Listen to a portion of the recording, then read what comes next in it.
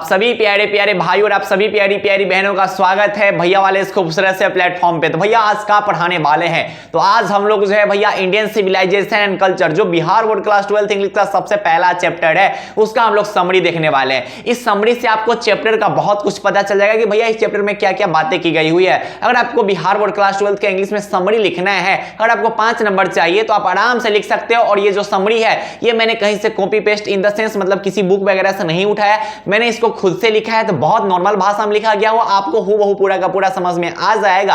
अगर आप चाहे तो आप खुद से भी इसे लिख सकते हैं। तो आप मेरी बात को आप ध्यान से समझिएगा। भैया जो समरी है, भैया इस समरी में आप क्या क्या बताइएगा। देखिए समरी से क्या होता है ना कि उस चैप्टर का आपको सब कुछ पता चल जाता है कि भैया इस चैप्टर में क्या क्या चीजें हैं।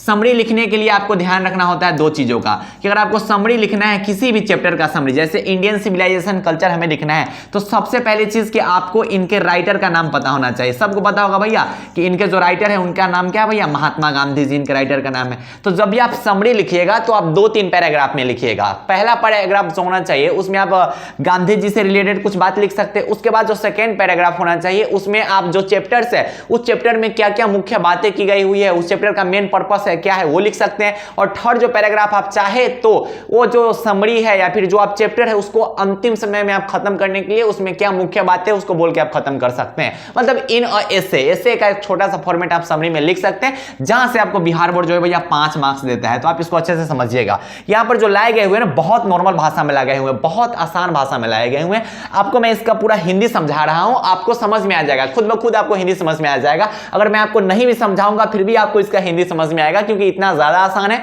मैं साइड हो जाऊंगा, आप इसका स्क्रीनशॉट लीजिएगा, आप एक दो बार इसको रीडिंग दे दीजिएगा, ठीक है। और रीडिंग देने के बाद आप लिखिएगा, खुद से आप लिख लीजिएगा। आप समझिए मेरी बात को, क्या लिखा गया हुआ कि Indian civilisation and culture is an essay which is written by Mahatma Gandhi. Indian civilisation and culture जो है वो एक एसे है जो किनके द्वारा लिखा गया है भैया, तो महात्मा गांधी जी द्वारा लिखा गया हुआ है। इतना सबको पता होगा पहले से कि भैया इंडियन सिविलाइजेशन कल्चर जो है वो एक एसे है, मतलब एक निबंध है जो हमारे फादर ऑफ नेशन बापू जिनको महात्मा गांधी जी बोला जाता है उनके द्वारा लिखा गया हुआ है। सबको पता होना चाहिए भाई। आप गांधी जी के बारे में हम कुछ बात लिख देते हैं कि जो गांधी जी है ही वॉज बॉर्न इन 2 अक्टूबर 1869 ईस्वी। मतलब इनका जो जन्म है वो 2 अक्टूबर, तब ना मनाया जाता है गांधी जयंती।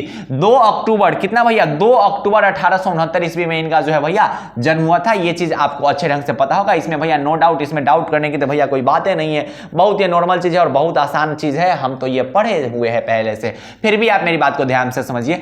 ही is also known as father of nation. इनको और किस नाम से जाना जाता है, तो फादर ऑफ नेशन के नाम से ये बहुत ज्यादा प्रचलित है। कौन, हमारे गांधी जी। इन दिस एसे, इस निबंध में Gandhi ji describe about the beauty of Indian civilisation. यह जो एसे आप पढ़ रहे हैं इंडियन सिविलाइजेशन एंड कल्चर, इसमें हमारे जो गांधी जी है वो भारत की सभ्यता और संस्कृति की सुंदरता दिखा रहे हैं कि देखो अभी भी हमारा सभ्यता और संस्कृति जो भैया बरकरार है। जितना चाइना देख लो, अमेरिका देख लो, सबका सब बदल गया, सबका सब अपना सभ्यता और संस्कृति को छोड़ के पूरे एकदम मॉडर्न बन गया हुआ है, लेकिन हमारा भारत जो है वो अभी भी अपने सभ्यता और संस्कृति में बरकरार है, अभी अपने सभ्यता और संस्कृति का पालन करता है। तो उसी ब्यूटी को, उसी सब चीजों के बारे में हमारे जो गांधी जी है इस खूबसूरत से एसे में बताते हैं भैया। तो हमने ये पैराग्राफ नंबर 1 लिखा है। इसमें क्या हमने लिखा भैया, भैया जो इंडियन सिविलाइजेशन कल्चर वो एक एसे है जो गांधी जी द्वारा लिखा गया हुआ। उनका जन्म इतना ईस्वी में हुआ था। इसमें वो क्या बात करना चाहते हैं, तो वो जो है मेन पर्पस क्या है कि भैया इंडियन सिविलाइजेशन का ब्यूटी दिखाना चाहते हैं। अब क्या है कि भैया उस एसे में क्या क्या बातें की गई वो हम समझते हैं कि इन दिस एसे, इस एसे में ही कंपेयर्ड, वो किस चीज से कंपेयर कर रहे हैं, Indian civilisation with western civilisation. Bharat का जो सभ्यता और संस्कृति है उसका कंपेयर वो वेस्टर्न सिविलाइजेशन से कर रहे हैं। बता रहे कि देखो कितना ज्यादा जो है वेस्टर्न सिविलाइजेशन बदल गया, लेकिन हमारा जो भारत का सभ्यता और संस्कृति है वो अभी भी बरकरार है। Indian civilisation teaches us simple living and high thinking. Bharat का जो सभ्यता और संस्कृति है ना भाई वो एकदम आराम से साधारण जीवन और उच्च विचार। गांव देहात में नहीं बोला जाता है कि साधारण जीवन और उच्च विचार जो है वो पहले के लोग रहते थे। पूर्वज जो है वो हमारे पूर्वज थे, वो एकदम साधारण रहते थे और उच्च विचार उनका था। उसी को बोला जाता है simple living and high thinking. तो हमारे जो सिविलाइजेशन में हमारा जो सभ्यता और संस्कृति है इसमें हमें क्या समझाया जाता है भैया कि हमें जो है एकदम नॉर्मल रहना चाहिए, हमें जो है एकदम सिंपल रहना चाहिए, एकदम सोच अपना जो है एकदम ज्यादा रखना चाहिए, सोच अपना हमेशा ऊपर रखना चाहिए। आवर एंसेस्टर्स एंसेस्टर का मतलब होता है पूर्वज, एंसेस्टर मतलब पूर्वज, पूर्वज मतलब पहले के लोग।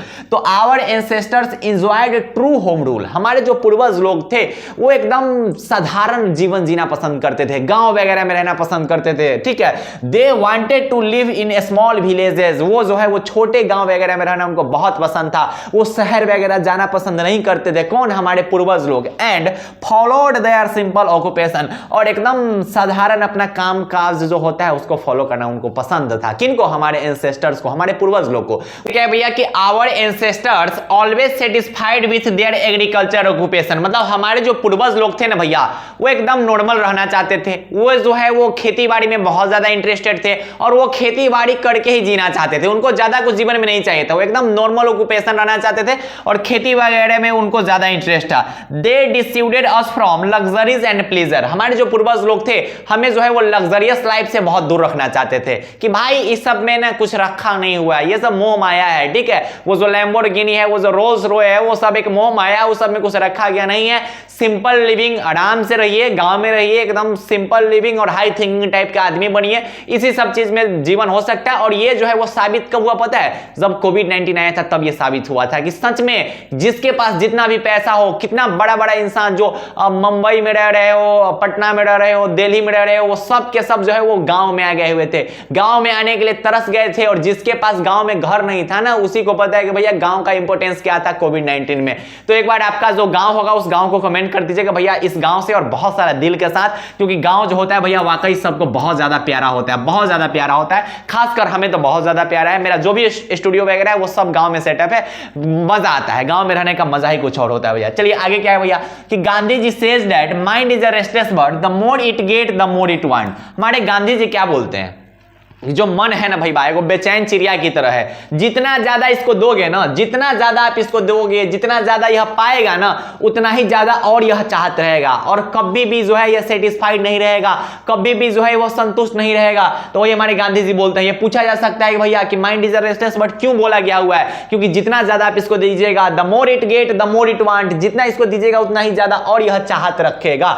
The people of modern civilisation run behind money but our ancestor did not run behind the money.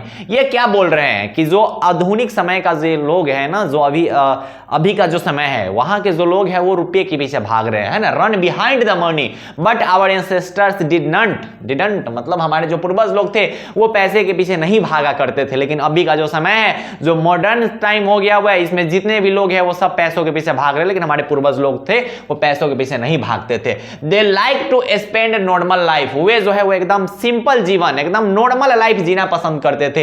Indian civilisation believe in god but western civilisation believe in material. हमारा भारत का जो सभ्यता और संस्कृति है वो भगवान में भरोसा रखता है, लेकिन जो वेस्टर्न सिविलाइजेशन है, जो पश्चिमी सभ्यता है, वो भगवान में भरोसा रखने लायक नहीं है। वहां के जो लोग हैं वो वस्तु विशेष में भरोसा रखते हैं, उनको भगवान वगैरह से उतना मतलब होता नहीं है। उनके लिए जो है वो, उनके लिए जो भगवान है उसका वस्तु विशेष है। जितना देख लीजिए अभी क्या है ना कि जितना वेस्टर्न सिविलाइजेशन में चले जाइए, लंदन में चले जाइए, पेरिस में चले जाइए, क्या बोलते हैं इंग्लैंड में चले जाइए, अमेरिका में चले जाइए, खाना आदमी ठीक से नहीं बनाता है, अपना खाना भी नहीं बनाता, सब कुछ जो है उसको वस्तुएं बना के देगा। वस्तु इन द सेंस मटेरियल, जो भी वहां पे रखे गए होंगे इक्विपमेंट होंगे वो सब बना के उनको देते हैं, कुछ भी अपना से नहीं करता है। ठीक है, कितना आता है पता, वीडियो सबसे पता चलते रहता है कि कुछ नहीं करता है इंसान खुद से। बहुत कम ही लोग हैं जो अब खुद से कुछ करते हैं। रोबोट रखा हुआ है, रोबोट से सब कुछ करवा रहा है। इसलिए बोला जाता है कि जो भारत का सभ्यता है वो भगवान पे भरोसा रख रहा है, लेकिन जो वहां का सभ्यता है भैया वो वस्तु विशेष पे भरोसा रखता है, उसको भगवान पे उतना भरोसा नहीं होता है। अब लास्ट लाइन क्या खत्म कर रहे हैं कि डज,